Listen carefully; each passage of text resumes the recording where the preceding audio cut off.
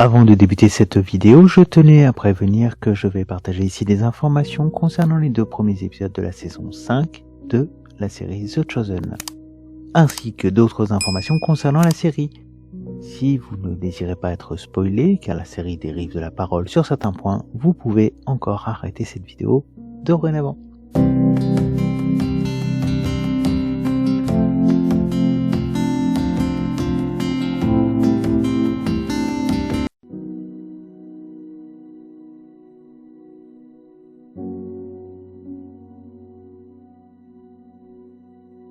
Bonjour à tous et bienvenue pour cette nouvelle méditation sur un format sans menorah car c'est encore une fois un message réaction.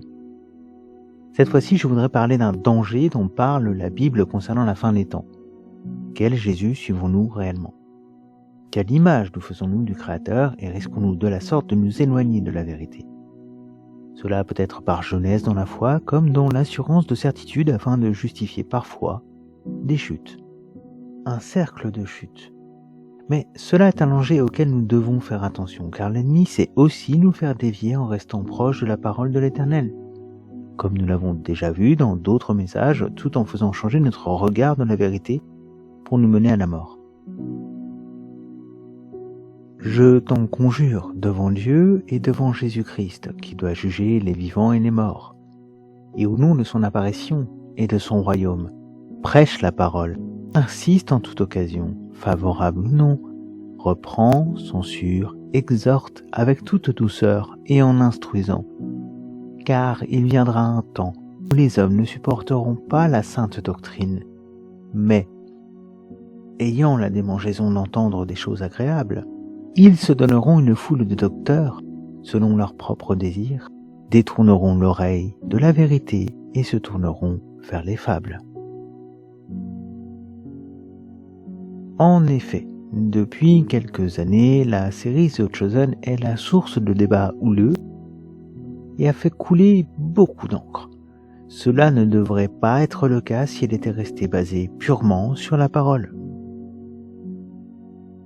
L'emploi du mot basé ici est important car la série The Bible, par exemple, n'apporteront pas AD qui est sa suite, était une série dirigée par des personnes New Age, mais se basant sur la parole, restant assez proche du texte, ce qui fait que contrairement à des films comme Noé, par exemple, qui sont partis du texte et ensuite dans leur imaginaire, nous avions une base certaine à moindre conflit dans la série The Bible. The Chosen se base sur le parti pris de rajouter à la parole, ce qui est dangereux. Afin de donner plus de consistance aux disciples, par exemple, mais aussi, selon son réalisateur, afin de permettre de mieux cerner la personne de Yeshua Jésus. C'est bien ici que débute ce que je sous-entends comme une vision. En effet, Dallas Jenkins, le réalisateur, pourtant évangélique, a depuis un certain temps laissé paraître un éloignement de la personne de Christ, pour qui il est selon le témoignage reçu, et s'est targué d'avoir le même Jésus que celui des Mormons, c'est-à-dire un Jésus, frère de Lucifer, gardant son ancien nom avant la chute, et tous deux fils de Dieu, tous deux créés en même temps. Nous ne reviendrons pas sur le fait qu'au départ, la série est produite par Angel Studio, qui appartient à l'église mormone. Je n'ai pas cru voir leur sigle dans ces 2 premiers épisodes. Par contre, en ce qui concerne les crédits de fin, j'ai bien pu lire, malheureusement, une phrase de remerciement à l'église des saints des derniers jours. Et cela me semble problématique. Mais passons ce point de détail, afin de nous atteler seulement au contenu. Car je ne suis pas là pour parler des Mormons et leur doctrine, sauf si cela venait à être demandé ou inspiré par le Seigneur. Pour ceux qui, comme moi, ont cessé de suivre la série, pour moi à la fin de la première saison et après des recherches sur les propos ambigus de son réalisateur, un résumé de la saison 4 nous est fourni avant de se lancer dans ces 2 épisodes vus au cinéma. Même si je croyais que cela était au départ un film résumé de la saison comme l'avait fait la série The Bible, pour nous parler des événements vus dans la bande-annonce. Bonne nouvelle. La bande-annonce concerne la saison entière, et non ce que vous allez voir. Une bonne partie ne sera jamais à l'écran. D'ailleurs, au niveau international, la série diffusée en 3 parties dans les cinémas américains ne diffusera que la première partie, à savoir les 2 premiers épisodes. Le reste restant disponible lors de la mise en ligne gratuite qui n'a pas encore de date de sortie au moment où j'écris ces lignes. Je vais proposer de faire une analyse en 2 temps. Premièrement, la bande-annonce et ensuite les 2 épisodes qui sont ou ont été, selon les cinémas à proximité de chez vous, diffusés. Cela permettra à ceux à qui l'analyse de la bande-annonce suffit de s'arrêter là s'ils le désirent.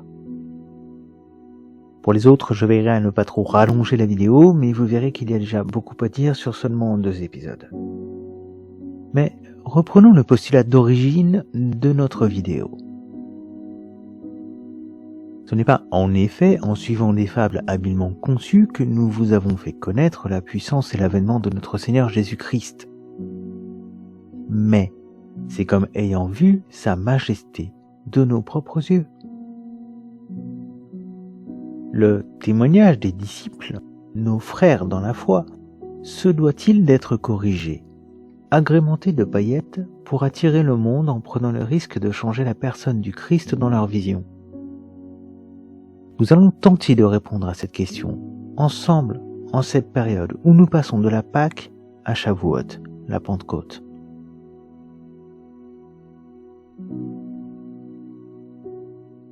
Afin de rester dans la vérité, j'ai désiré vérifier si la traduction française correspondait à celle d'origine, en anglais. Et malheureusement, contrairement à certaines bandes-annonces dans notre langue qui corrigent parfois les erreurs ou certains propos, cette fois-ci, les mots sont exactement les mêmes entre les 2. Pas de variation, et donc pas de possibilité d'excuse concernant l'intention cachée ou qui serait modifiée. Nous avons ce qui a été désiré que nous recevions. Nous devons d'abord parler d'un souci qui est assez mineur, mais qui pourrait provoquer un malaise pour certains.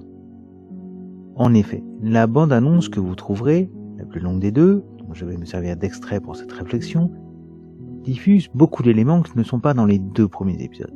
Les 2 sont bien résumés dans la bande-annonce la plus courte des 2.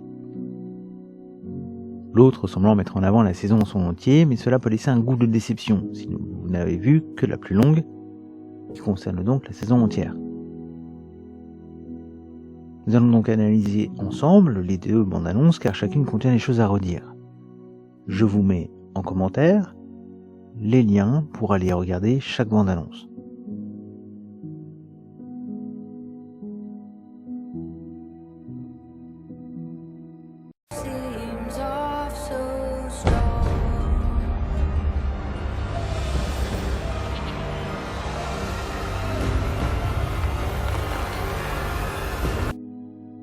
La bande-annonce nous présente Yeshua, Jésus, qui se fait un fouet dans une maison et se rend le lendemain au temple pour agir en l'ayant avec lui dans un sac à dos. Rendons crédit à l'épisode d'avoir bien fait remarquer que Yeshua se rend une fois au temple et que c'est le lendemain qu'il renverse les tables et chasse les marchands de la cour des nations, les goyim. Mais que dit la parole exactement ? Tous les évangiles témoignent que Jésus est venu, a constaté et est revenu le lendemain, comme le déclarent Marc 11, Matthieu 21 et Luc 19. Seul l'évangile de Jean parle de l'événement du fouet. Car la Pâque des Juifs était proche, c'est pourquoi Jésus monta à Jérusalem, et il trouva dans le temple des gens qui vendaient des bœufs, et des brebis, et des pigeons, et les changeurs qui étaient assis. Et, ayant fait un fouet avec de petites cordes, il les chassa tous du temple, avec les brebis et les bœufs, et il répandit la monnaie des changeurs, et renversa les tables.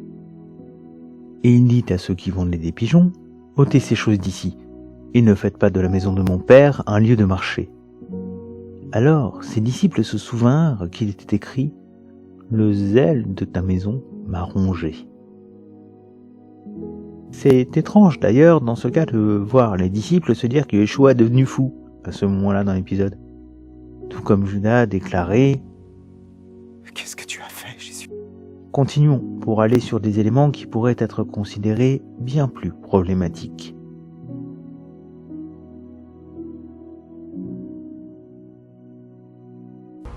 Qui t'a donné cette autorité pour le faire?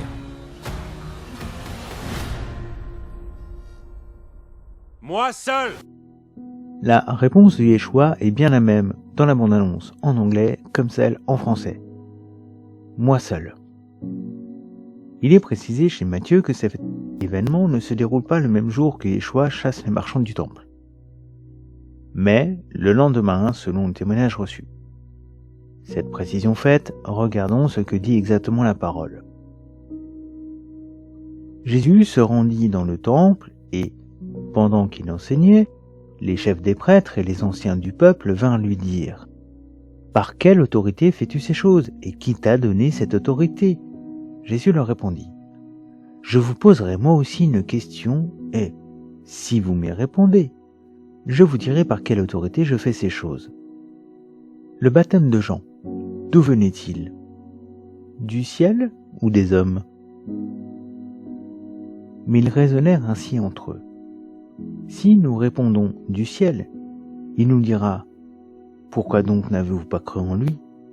Et si nous répondons des hommes, nous avons à redouter les réactions de la foule, car tous considèrent Jean comme un prophète. Alors ils répondirent à Jésus : nous ne savons pas. Il leur dit à son tour : moi non plus, je ne vous dirai pas par quelle autorité je fais ces choses. Il pourrait être réfuté que cela peut aussi être issu d'un autre passage, sur lequel nous allons venir, et qui confirme ce que nous pouvons déduire du passage chez Matthieu. L'autorité du Fils vient du Père uniquement. Yeshua n'a jamais déclaré qu'il agissait de sa propre autorité. À cause de ceci, le Père m'aime, c'est que je laisse ma vie afin que je la reprenne.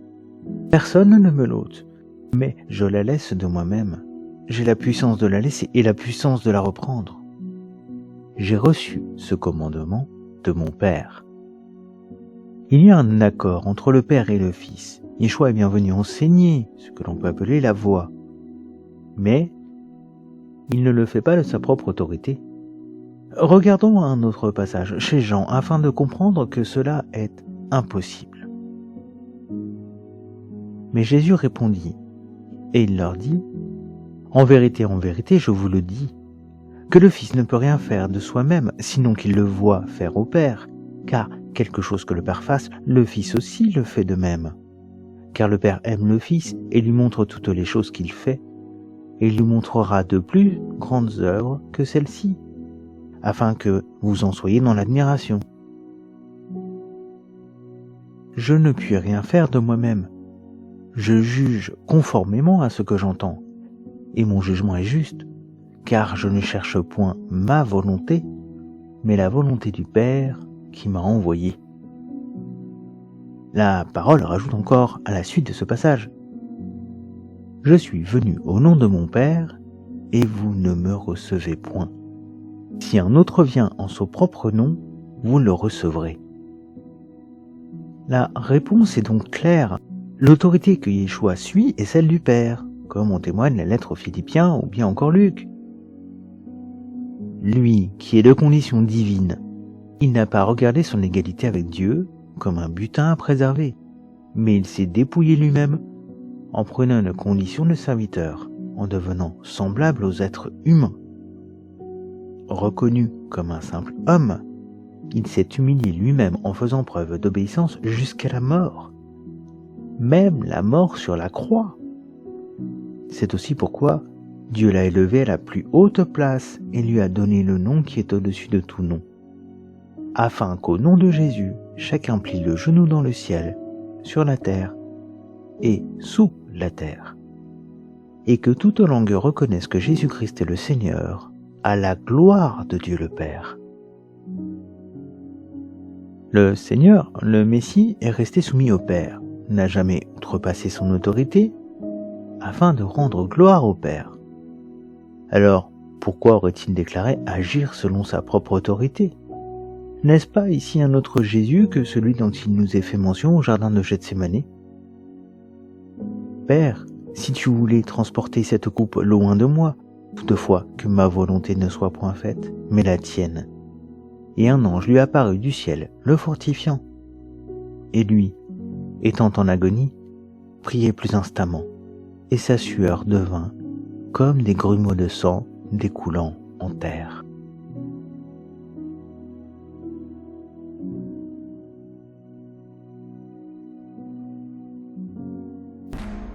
Ne restez pas près de moi à Jérusalem ces prochains jours. Pourquoi ? Quand nous regardons la bande-annonce, Jésus dit à ses disciples et sa mère de ne pas rester près de lui. Dans l'épisode numéro 2, si je ne me trompe pas, il veille même à ce qu'un disciple l'éloigne en amont des événements.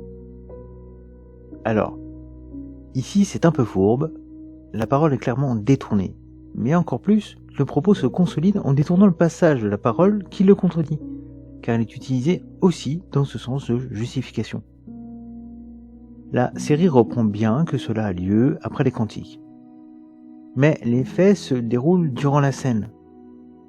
Et nous y reviendrons à la suite, cette partie se faisant déjà longue pour l'analyse d'une bande-annonce. Et quand ils eurent chanté le cantique, ils s'en allèrent à la montagne des Oliviers. Alors Jésus leur dit, « Vous serez tous cette nuit scandalisés à cause de moi. Car il est écrit, je frapperai le berger et les brebis du troupeau seront dispersées. Mais, après que je serai ressuscité, j'irai devant vous en Galilée. » Et Pierre, prenant la parole, lui dit, « Quand même tous seraient scandalisés à cause de toi, je ne le serai jamais. » Jésus lui dit, « En vérité, je te dis, qu'en cette même nuit, avant que le coq ait chanté, tu me renieras 3 fois. »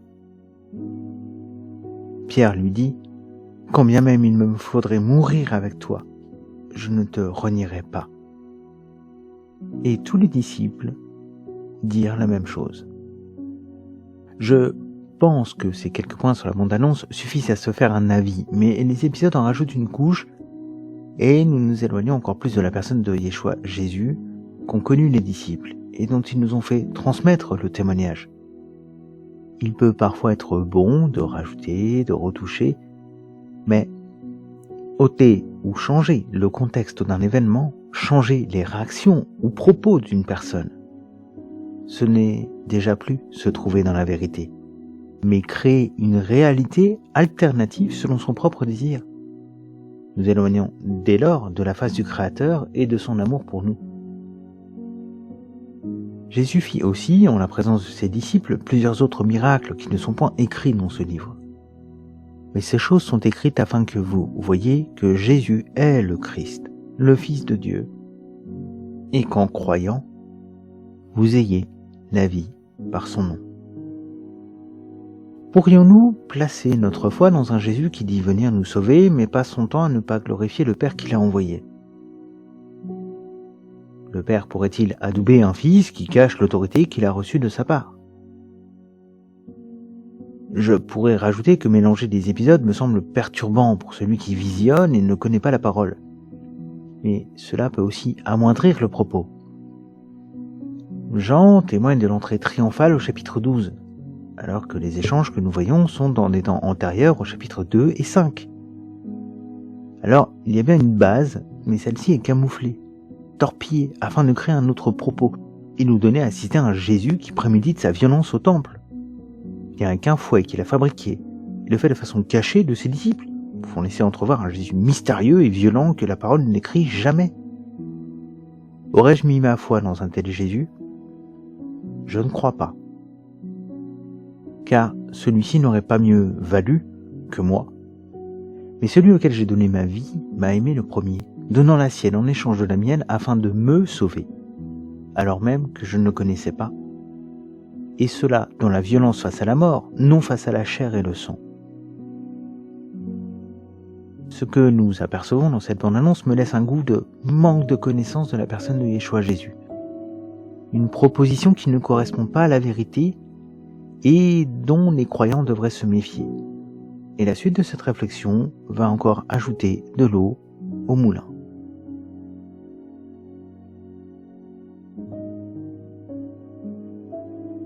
le résumé de la saison précédente. On pourrait parler de l'histoire de la mort de Rama qui nous est mise en avant, laissant le doute sur ce qui s'est déroulé.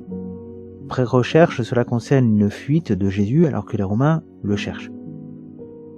Rama fuit avec l'un des disciples et se fait abattre d'un coup d'épée dans le dos.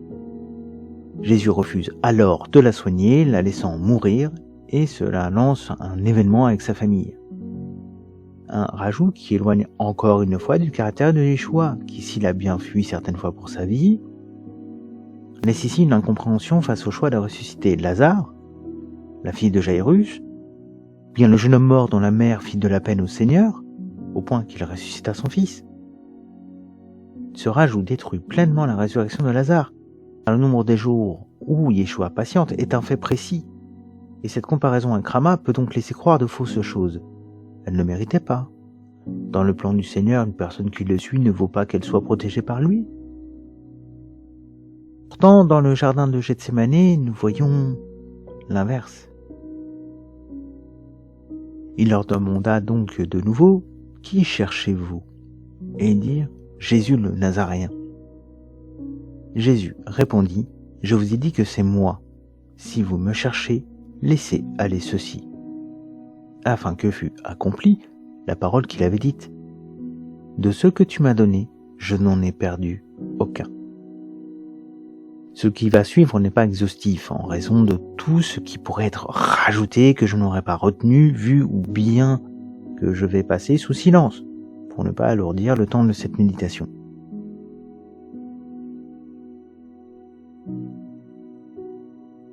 Je veux bien que les showrunners veulent rallonger des scènes, je ne renie pas le procédé.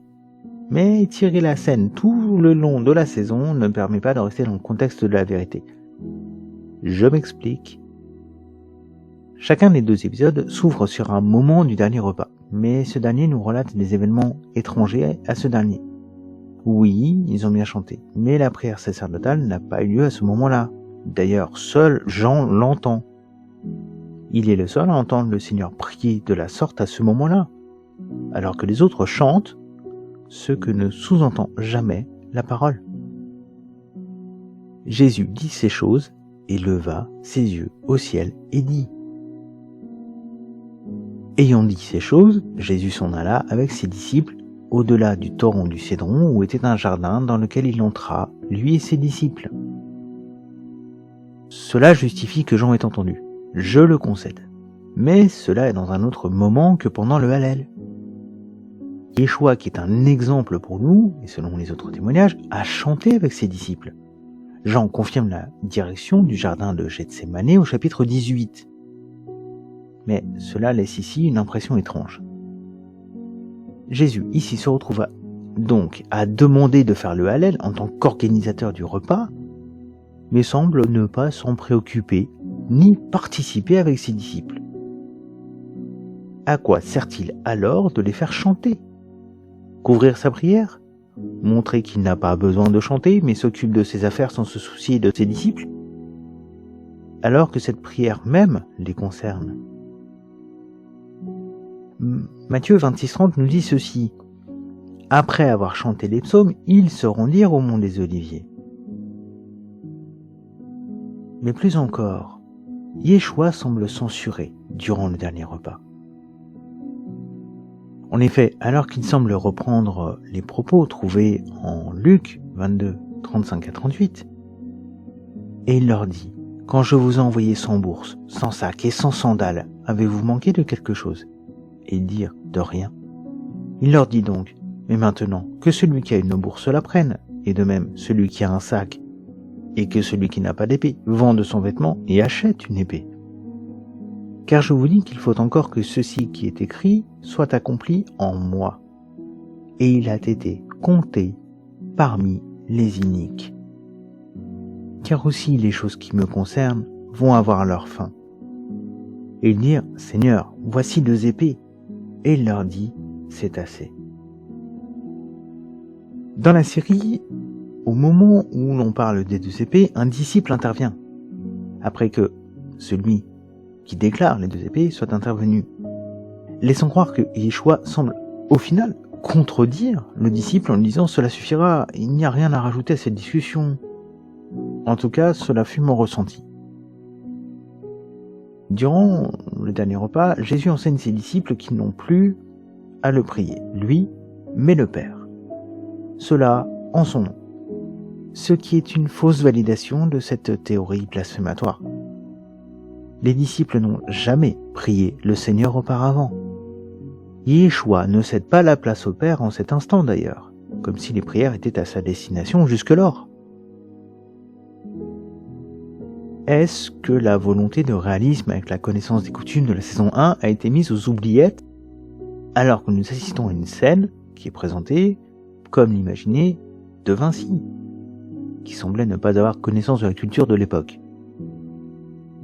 Veillons à respecter les Écritures car certains ajouts pourraient troubler la compréhension de la vérité et empêcher de trouver le vrai Dieu, le Créateur qui s'est fait rédempteur, et croire à une autre représentation du Seigneur qui est plus imagée, et cela contrevient dès lors au commandement que nous avons reçu. Tu n'auras point d'autre Dieu devant ma face.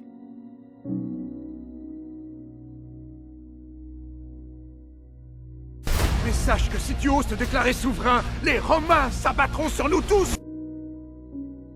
Luc chapitre 19, versets 36 à 40 témoigne ceci. À mesure qu'il avançait, les gens étendaient leurs vêtements sur le chemin.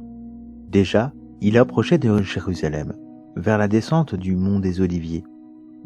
Alors, toute la foule des disciples, remplis de joie, se mirent à adresser à haute voix des louanges à Dieu pour tous les miracles qu'ils avaient vus.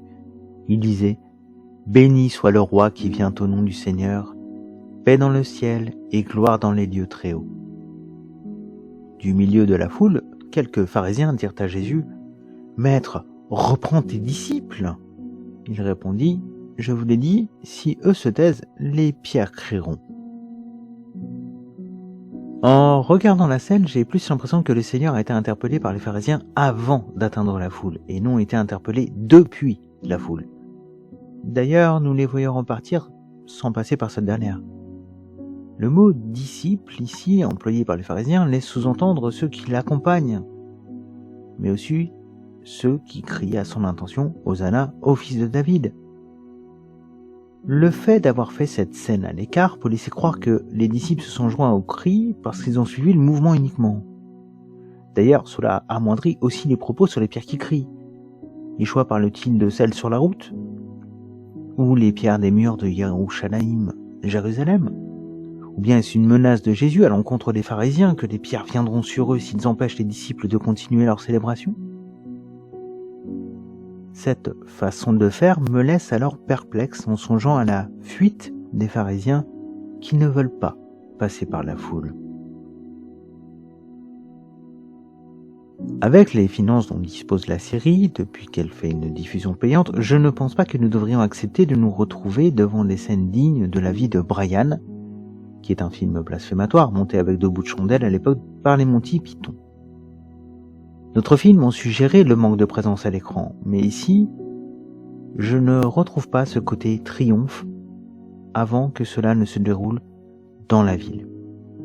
Mais je suis un petit peu exigeant peut-être concernant la compréhension de ce passage de l'entrée triomphale.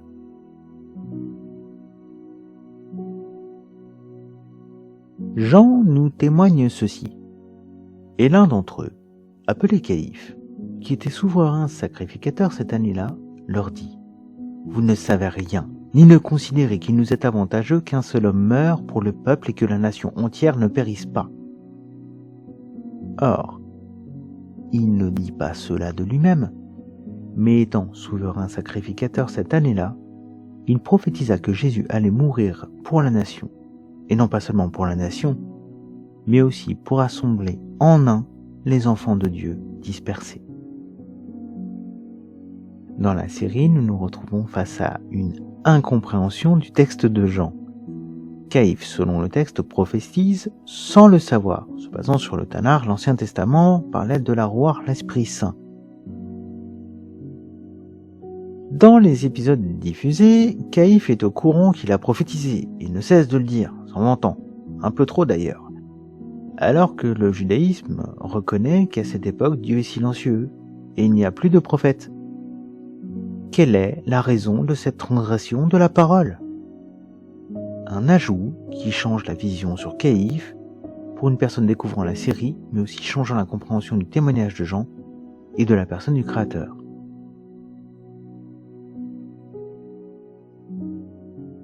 La question se pose très sérieusement, certains passages pouvant laisser place à des déductions éloignées de la réalité de la personne de Christ, du Messie.